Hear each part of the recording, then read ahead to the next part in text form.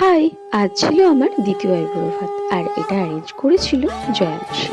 তো কি করব, ভাবলাম না আজ আমি শাড়ি পরি। তো এই যে রেডি হচ্ছিলাম আর রেডি হয়ে তারপরে বেরিয়ে পড়ি।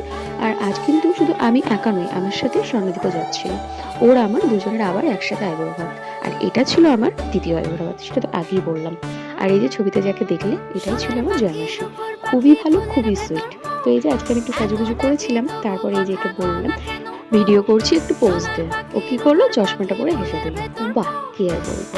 তারপরে অনেক বলার পরে এই ভিডিওটা এই যে আমাকে করে দিয়েছে, তার জন্য অনেক অনেক থ্যাংক ইউ। তারপরে আয়োজন দেখে আমি তো অবাক, এত খাবার আমি কি করে খাবো বাবা। সবাই আমার জন্য এত এত খাবার আয়োজন করছে, বিশ্বাস কর আমি একদমই খেতে পারি না।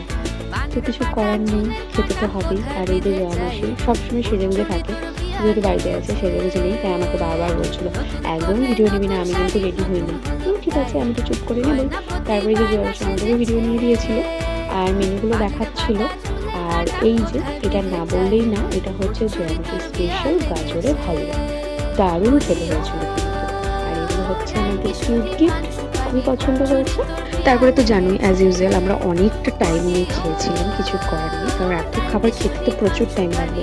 আর আমার খেতে কিন্তু এমনি টাইম লাগে, তার মধ্যে এতগুলো আইটেম কি করব, আর কোনটাকে আগে খাবো আর কোনটাকে পরে খাবো, এটা ভেবে ভেবেই কনফিউশনে আমাদের টাইম চলে যাচ্ছিল।